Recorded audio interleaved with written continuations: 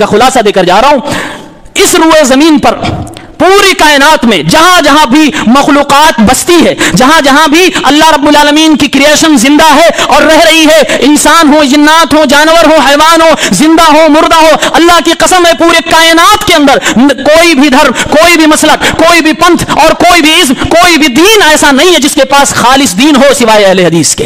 صرف اہل حدیثوں کے پاس اس روئے زمین پر خالص توحید ہے، ان کے علاوہ خالص توحید آپ کو پورے چپے میں، پورے کرۂ ارض میں، پورے پلینٹ ارتھ میں نہیں مل سکتا ہے۔ اور اگر یقین نہ آئے تو آج سے اپنی ریسرچ چالو کریے، رب کعبہ کی قسم ہے آپ کی تحقیق اس وقت تک ختم نہیں ہوگی جب تک آپ اہل حدیث کے دروازے پہ دستک نہ دے دیں۔ خالص توحید ہمارے پاس موجود ہے، اللہ کی قسم کھا کے کہتا ہوں۔ اور اگر یہ کہہ دیا جائے کہ صرف توحید ہی کو اگر کوئی آدمی ریسرچ کر لے کہ جہاں پر یہ چیز ہمیں ملے گی میں وہیں چلا جاؤں گا، اللہ کی قسم ہے آپ یہیں آ کے رکو گے۔ اسلام کی سچی شکل، اسلام کی پوری صحیح تصویر اگر آپ کو کہیں ملے گی، توحید خالص کہیں آپ کو ملے گا، کہیں اللہ رب العالمین کی یہ محبوب شے ملے گی تو آپ کو اہل حدیث کے چوکٹ پہ ملے گی، ان کے منہج میں ملے گی، ان کی کتابوں میں ملے گی۔ اور یہ نیا کوئی نہیں ہے، یہ پیارے پیغمبر صلی اللہ علیہ وسلم بلکہ آپ سے پہلے تمام انبیاء کرام سے ہوتا ہوا وہی خالص و پیور اسلام ہے جو آج تک پیڑھی در پیڑھی، نسل در نسل ہوتا آ رہا ہے اور قیامت تک جاتا رہے گا۔ اللہ رب العالمین ان کی حفاظت کرتا رہے گا۔ تو توحید خالص سے ہی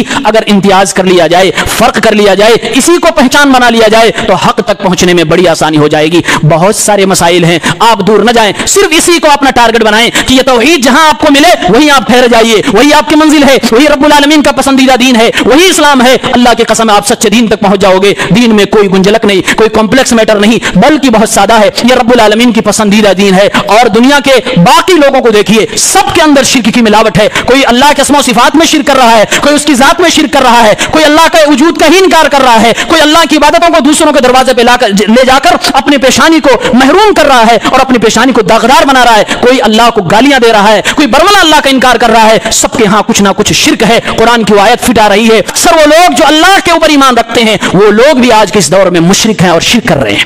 لہذا شرک اور توحید انہی دونوں چیزوں کو ٹارگٹ بنائیے۔ توحید جہاں آپ کو مل جائے، چلیے میری بات سے آپ کو اتفاق نہیں، میں کہہ رہا ہوں توحید جہاں آپ کو مل جائے وہیں آپ جا کے رک جانا۔